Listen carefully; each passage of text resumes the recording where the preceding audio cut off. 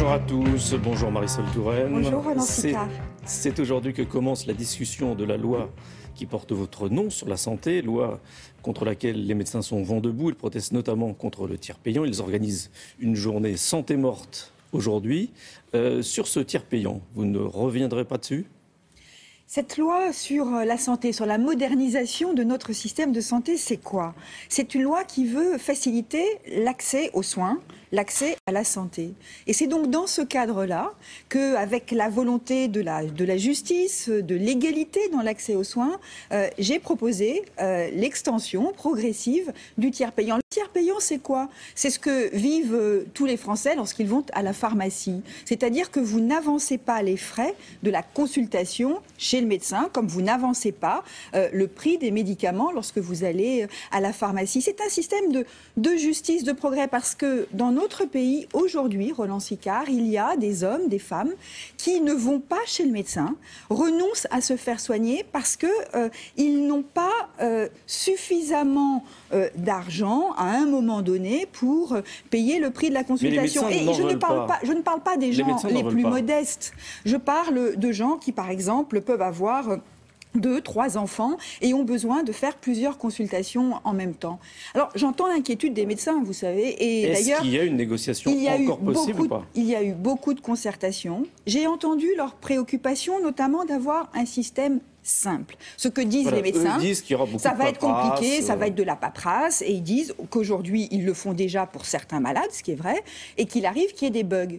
Ce n'est pas normal qu'il y ait des bugs. Et donc, je veux dire 2 choses très précises.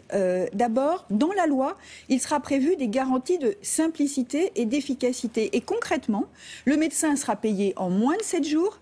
Et si ce délai n'est pas respecté, il y aura des pénalités de retard qui lui seront versées. Franchement, c'est une nouveauté et c'est une garantie.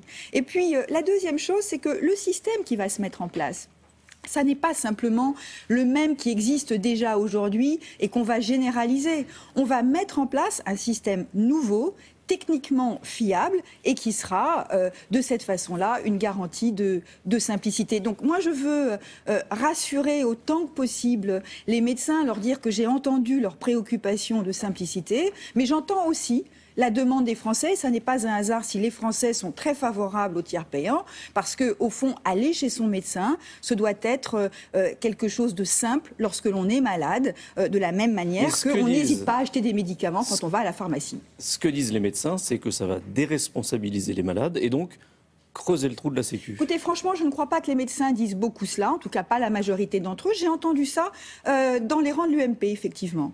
Et je trouve que c'est méprisant à l'égard des Français. Parce que ça veut dire quoi concrètement ? La sécurité sociale, aujourd'hui, elle vous rembourse. Donc, qu'elle paye le médecin ou qu'elle vous rembourse vous, c'est pour elle exactement la même chose. Ce que disent les gens de l'UMP, les parlementaires ou d'autres, ou le chef de l'UMP, ils disent, au fond, le malade, il ira chez le médecin comme ça, quand il a envie et pas quand il est malade. Est-ce qu'on peut croire une seconde qu'on va chez le médecin pour le plaisir? Et moi, je n'admets pas que l'on prenne les Français, au fond, pour des gens qui traitent leur santé comme un bien de consommation. J'ajoute, Roland Sicard, que lorsqu'on ne peut pas avancer l'argent pour aller chez son médecin, qu'est-ce qu'on fait ? On va à l'hôpital. Et l'hôpital, ça coûte plus cher à la sécurité sociale qu'une consultation chez le médecin. Et donc, ceux qui se préoccupent de l'équilibre de nos comptes devraient encourager le tiers payant. Et d'ailleurs, moi, je me préoccupe de l'équilibre de nos comptes, puisque depuis que je suis aux responsabilités, le déficit de la sécurité sociale, il a été plus que divisé par 2. Et donc, je crois que je n'ai pas de leçon de ce côté-là à recevoir de la part de l'UMP et de l'opposition. Il y a des médecins qui menacent de passer la consultation à 25 € au lieu de 23.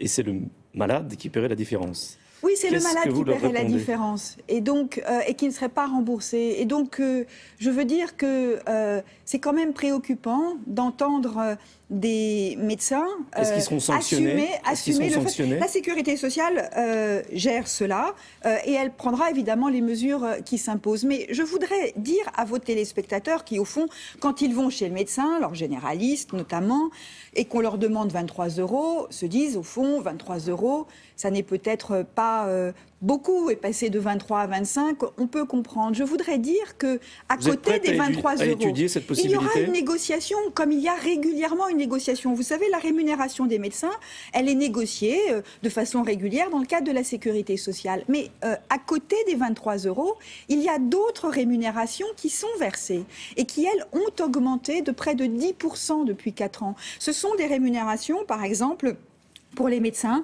qui encouragent leurs patients à aller faire des dépistages de cancer, pour les patients qui suivent des malades du diabète et qui leur font faire des examens réguliers, pour des médecins qui suivent des personnes âgées et qui donc y passent plus de temps.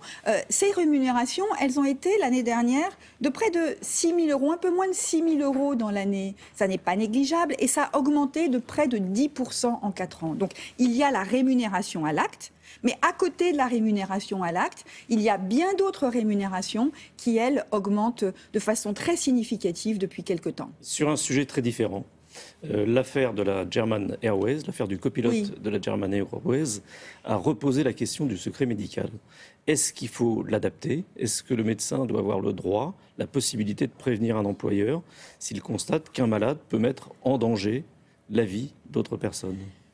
Le secret médical, c'est évidemment un principe extrêmement important parce que c'est la garantie aussi de la confiance entre le malade et son médecin. Alors, il y a au fond 2 sujets. D'abord, pour savoir si un salarié est capable d'assumer ses fonctions, il y a la médecine du travail qui doit suivre régulièrement les salariés et dit si le salarié est apte ou pas apte, indépendamment de ses visites, et il y en a chez Air France comme il y en a dans les entreprises. À côté de cela, évidemment, les salariés vont voir leur médecin en ville. Alors, est-ce que ce médecin peut communiquer avec l'employeur? Je ne le crois pas. Est-ce qu'il peut communiquer avec les médecins du travail, par exemple?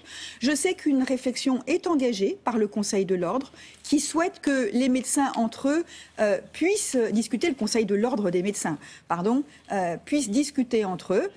Et je crois que cette réflexion, évidemment, doit pouvoir se mener, se faire dans le respect des responsabilités de chacun. Vous êtes ministre aussi du droit des femmes. Cette nuit, le Sénat a aboli la pénalisation des clients des prostituées. Est-ce que vous allez le rétablir quand ça reviendra à l'Assemblée? Oui.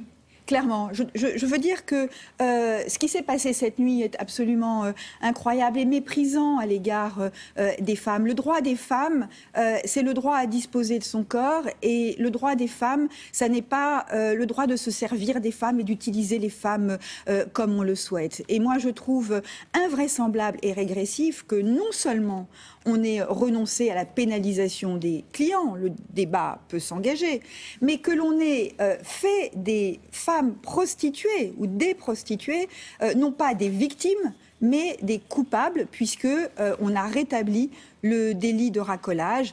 C'est vraiment la double peine, et ça, c'est la régression. Merci.